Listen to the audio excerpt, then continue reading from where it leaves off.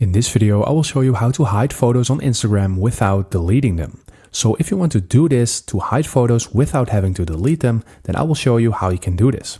So first of all, we are going to open our Instagram app, and from here we are going to our profile section all the way at the bottom right. So let's go ahead and click on this. And now we're going to the photo that you want to hide. So I'm just going with this photo in here, and I'm going to click on the three dots at the top right. And now I'm going to click on archive. And what this will do is this will put the photo in the archive, and this will basically mean that it is visible for yourself in your settings, but it is not visible to anyone because it is not visible on your public profile anymore. So just go ahead and click on archive. And now, as you can see, this post will be gone from my page. So if I want to get this post back, then I'm going to click on the three stripes at the top right. And from here, I'm going to click on archive. Then at the top, I need to have this setting to post archive.